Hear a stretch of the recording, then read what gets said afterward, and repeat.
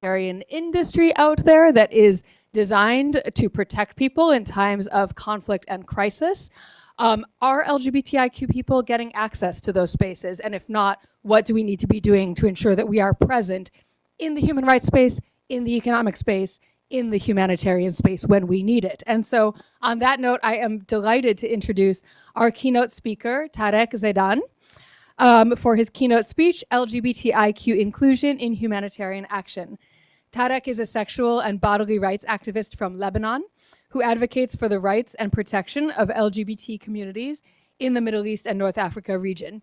He was the head of Helem, the first LGBT rights organization in the Arab world from 2012 to 2024, and has expertise in global LGBTIQ movements, strategic advocacy, digital rights, and policy reform.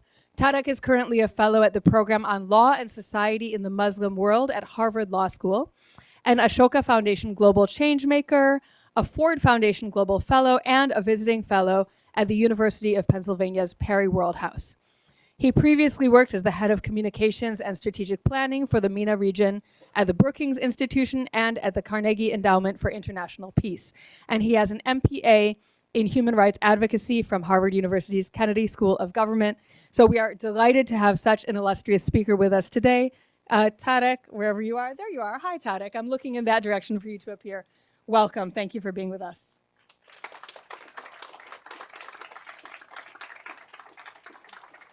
Thank you, Neela. Is this working? Yeah. Clearly, this was a few wars ago, but I'm glad to be standing here talking to you. Hello, everybody. Thank you, outright. Thank you, colleagues. Thank you, Maria, for inviting me here to speak.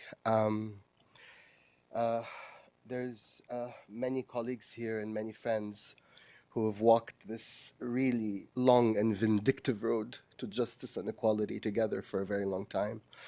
And it's really good to be reunited and to be in community with all of you, especially after this very difficult year. And it's this year that really sort of underscores the importance of what we're here to talk about today and demands that we engage with humanitarian frameworks and we engage with the humanitarian system. And that engagement needs to be really expedient and really unrelenting on our part. While there has been no shortage of devastation this year for queer and non-queer people alike, this weekend reminded us that some impossible things can happen overnight. And I'm overjoyed to be standing here right at the same time as Syria shakes off the shackles of 54 years under the yoke of the Assad regime. We have a free Syria. Yeah, we really deserve that.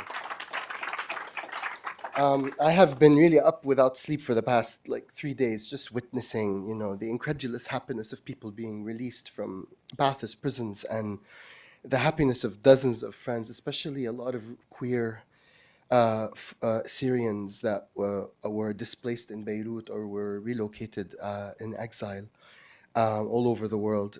As one Syrian friend put it, he's like, Tarek, for the past 13 years, I thought I had depression. Turns out I had oppression. And I'm finally going home to see my family. While, none of us are under the impression that the road ahead is going to be easy or who replaces the power vacuum left by the Assad dictatorship is going to necessarily be who we want them to be. But at least for these few days, there's been smiles and there's been hope in a place that hasn't seen either in over half a century. So that is something to celebrate. And it's from that part of the world that I come from. I specifically hail from Lebanon, who endured its own brutalization under the Assad regime, and who has housed more than 1 million Syrian refugees since 2011, since the hostilities began. Many of those who were queer and who became part of our community. And together we witnessed how they, as Syrian refugees, and then how both us and them, as queer people, were scapegoated by the corrupt Lebanese political class, hunted by religious vigilantes and human traffickers, and unfortunately failed by the very same humanitarian institutions whose mandate we thought truly meant to leave no one behind. Lebanon is unfortunately an excellent case study to look at the failures of the humanitarian and development and crisis response sectors in recognizing and in addressing the intersecting vulnerabilities that many queer people around the world embody. In 2019, we witnessed a brutally suppressed revolution against the backdrop of one of the world's worst economic recessions, which had impacted hundreds and thousands of queer people's mobility and access to livelihood. 2020 witnessed the Beirut port blast, which killed 218 souls and forced thousands of vulnerable queer people to leave their hard-won and hard-negotiated corners of existence in the city where these corners no longer exist because they were blown up, and to face homelessness and hunger alone. 2021 saw the pandemic, but you don't need me to tell you about the pandemic. I mean, we all lived it.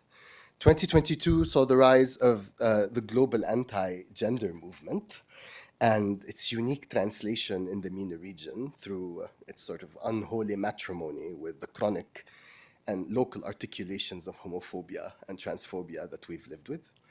And 2023 and 2024 ushered the unimaginable devastation of the murder of more than 46,000 queer and non-queer Palestinians in Gaza, and more than 2,700 queer and non-queer civilians in Lebanon by Israeli military aggression.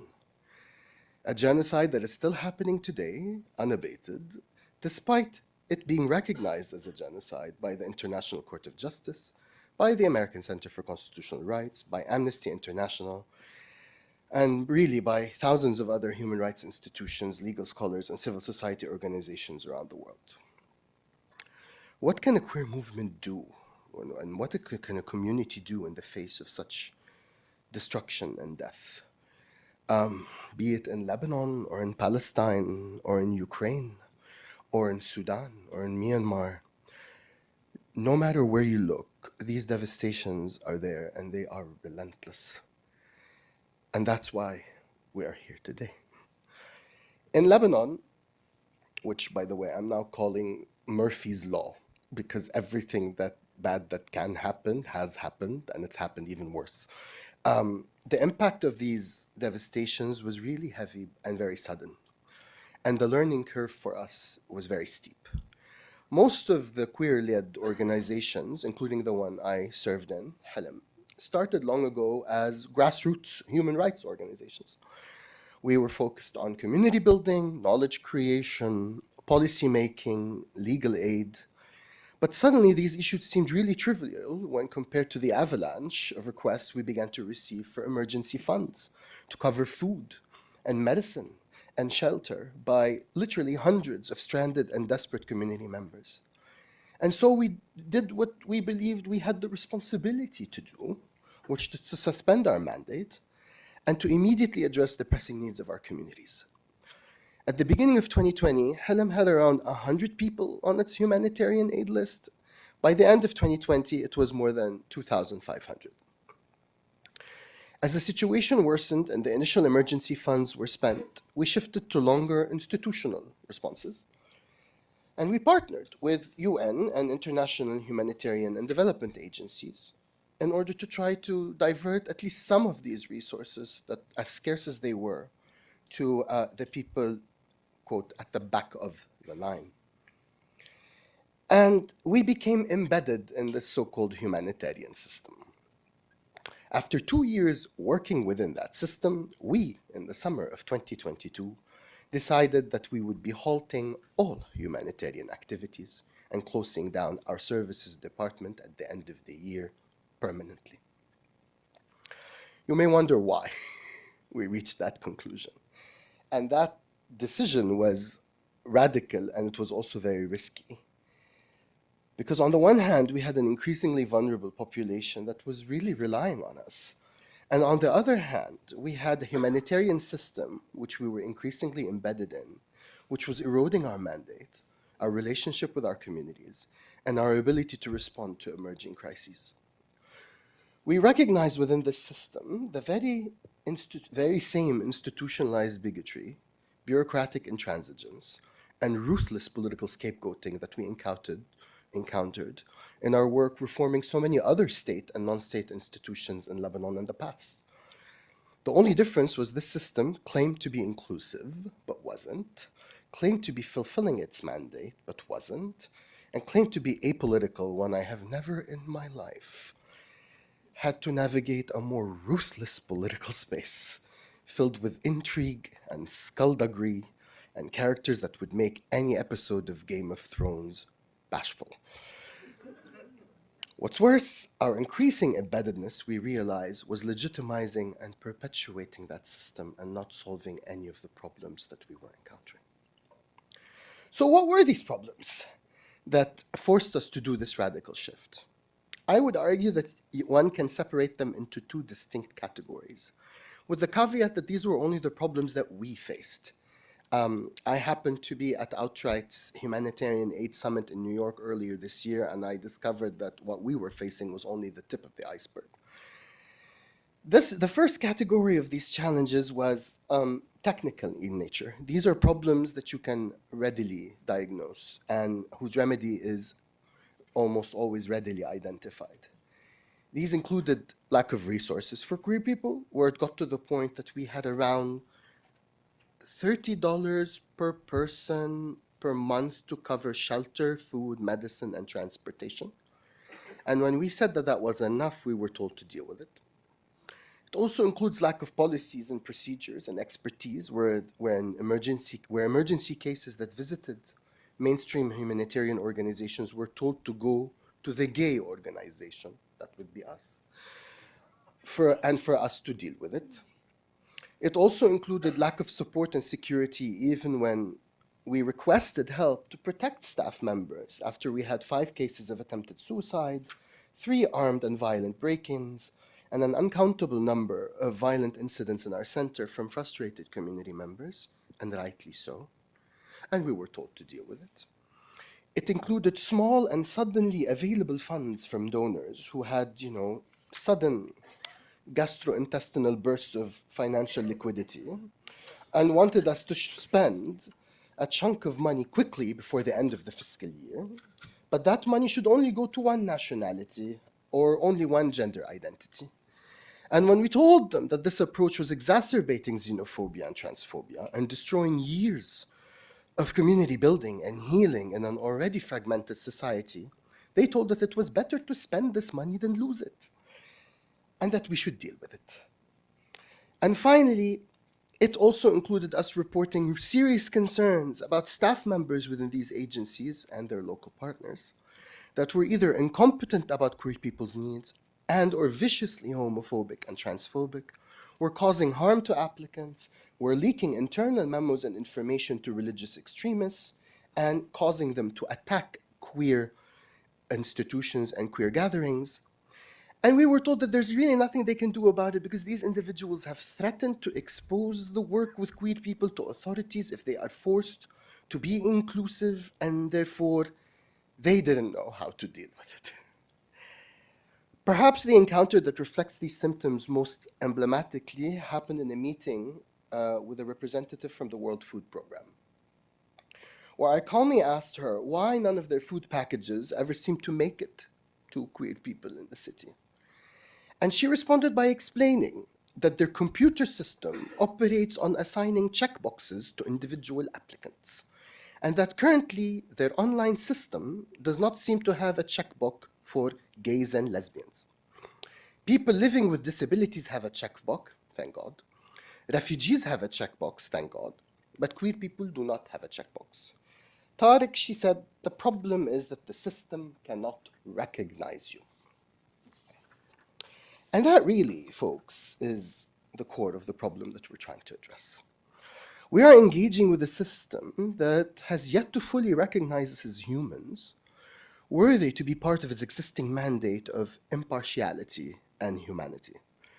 We have to limit our expectations of that system and compartmentalize our worth within the narrow and erratic threshold of tolerance that this system has for us by virtue of our identity. The system, we are told, is broken. And as long as it is so, we cannot consider ourselves fully as part of the human and humanitarian. Now, that's not all bad news. There has been some amazing people doing amazing work, many of them are in this room, that have decided to tackle the problems in this system. And there have been really excellent takeaways and recommendations from people doing a lot of research and a lot of brainstorming and a lot of soul searching to make humanitarian and crisis response systems more inclusive. I'm not going to go into too much detail because many of you already know these, but just to summarize, these include usually to meaningfully engage with queer people across the system and within multiple stakeholders to reflect queer priorities, to strengthen partnerships with queer groups and organizations to mutually build capacities on the ground, to increase data collection and evidence of the nuanced challenges that we are facing, especially during displacement, and being aware of the intrinsic bias that any categorizations inevitably generate. 4, to develop and revise humanitarian policies and programs to include queer people and hold any violators within humanitarian spaces accountable, and to support staff and partner organizations when they need it most, especially before, during, and after assignments, and to remember that many staff members are queer as well. All of these are technical steps that we think humanitarian actors need to take in order to begin addressing the chronic problem that is lack of inclusion. But what about those challenges that are not technical? What about those challenges that recognize that these systems require a shift in values, not just a shift in policies and procedures, among their stakeholders in order to sustainably transform? What about recommendations for us as queer people and as individuals within the system? And what is it, after doing this work in that context for that long, have we learned? I think I have one more step to add to the 5 steps that I just mentioned, which I think I would like you to consider. And that is number 6, to dare to give the work back. Sometimes we are easily seduced into thinking that the work cannot survive without our continuous involvement. We are driven to believe that only we can do something by virtue of our connection to it, mandated by our identity and our sense of responsibility and love for the people that make up our community. What we had paradoxically discovered is that the more we did all the work ourselves out of fear that no one else can or should do it, the more the system conspired to keep us stuck doing nothing but that, despite the problems that it was creating. This is why systems are not really ever broken, and that we should probably start thinking of them not as in need of fixing. Systems simply mold into delivering precisely the results that they are delivering, to those that benefit at the expense of those who don't. Therefore, our thinking should move away from imagining systems as broken, and more so to imagine them as fully functioning entities that are in need of shifting as opposed to fixing, which can only be sustainably accomplished by not only addressing the technical, but also by influencing the values of the people that make up that system.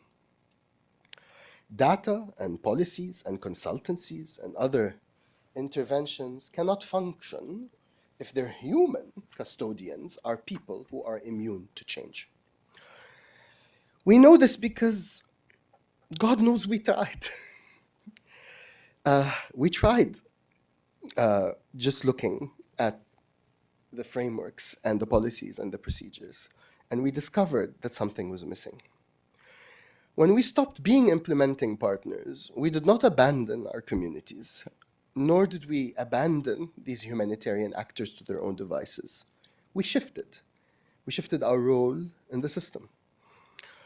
We shifted so that we are not doing the work at the expense of the system's own learning of its own shortcomings.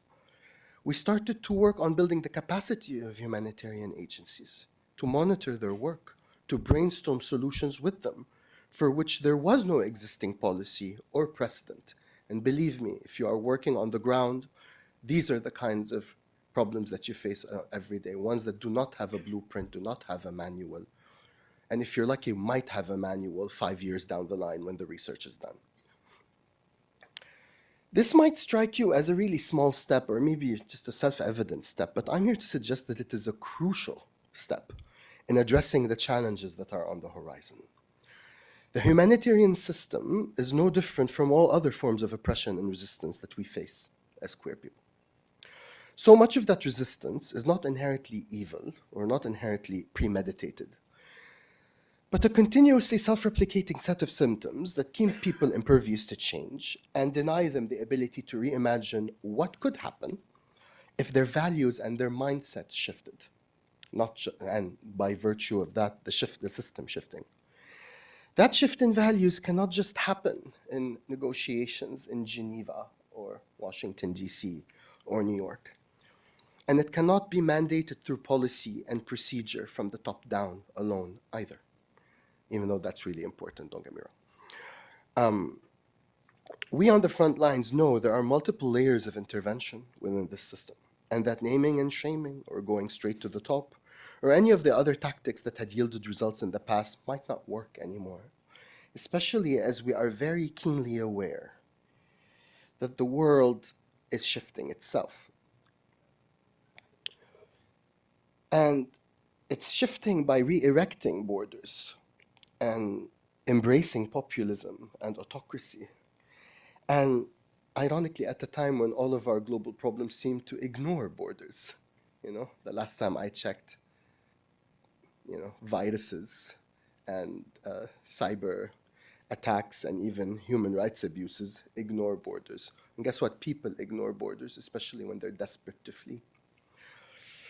In Lebanon, we have witnessed this happening time and time again. And we know that as the international system and balance of power is shifting, our own tactics and methods of engagement with all systems must be reimagined and renegotiated. And that is where I will end with a final piece of learning we discovered as we were doing this difficult work on the ground. The more people we confronted and the more people we recruited or lost as potential allies, the more we realized that people do not really resist change. We found out people actually like change. They constantly talk about it and ask about it and wonder, where is this change? People love change and are officially bored with the status quo. But somehow they cling to that status quo as if their life depended on it. So what is it that people are actually resisting? And we found out that people do not resist change. People resist loss, which is a particular kind of change. People resist adopting any new mindset or behavior or system or people if they perceive that that adoption will lead them to losing something in the process. That loss can sometimes be really banal and predictable, such as money or privilege. And sometimes it can be much deeper and more of a reflection of those people's anxieties when facing uncertainty. We as queer people, whether we like it or not, we don't. Whether it's fair or not, it isn't. And whether we can help it or not, we can't. Found that we represent a form of loss to many stakeholders within this system. The loss might be that our inclusion means more work without support, or forces a crisis of loyalty to family and tradition, or fears of incompetence. Really, the list is endless and really unique to each system. There's no way to list it. While none of these are excuses for people not to do their jobs, they can never be excuses for not to do their jobs. But if we are to engage with the system as more than just a set of procedures and policies, we must recognize this loss as a crucial diagnostic tool in understanding how to shift the system. If systems do need to shift, the people need to shift. And for many of us working on the front lines, this cannot simply be accomplished in a policy meeting or in a published study or in a scathing article. In fact, these tactics have often proven to be increasingly ineffective when the system is not ready to react positively to them, or worse, you find the list of your allies growing thin. As the landscape of global governance ebbs as funding dwindles and as commitments to human rights and to ending impunity wane under the weight of new political directions, not just here, but really all over the world, those of us in the newly dug trenches need to add new tactics to their repertoire to survive the rollbacks of our hard-won victories. The hard work is really in the inevitable daily micro-confrontations that we all must make and must be ready to make all that more often as we head forward. Our narratives need to change. Our identities need to expand. And our own tolerance needs to be tested. We really have been very lucky to be a part of this movement for the past 2 decades and to witness a cascade of queer liberations across the world. Many of you here have been responsible for so many of those liberations. But once again, history reminds us that she is prone to revisiting old habits and that we can never, ever sleep with both eyes closed, as there will be always somebody somewhere trying to take our rights away, no matter how long it was since the last time we put our suitcase down. But as the people in this room with graying hair and successful dye jobs will tell you, we have been here before and we will be here again. We have shifted populations, we have changed constitutions, and we have sprinkled a lot of glitter on just about every intransigent system we set our minds to change. And this system will be no different. The road is really still wrong, and we walk it rather slowly. But there's a reason for that. It's because we insist on walking together. This is the lesson we need to teach the system. And this is the fight that we cannot afford to lose. I, for one, look forward to teaching and to learning with all of you for the next 2 decades to come. Thank you.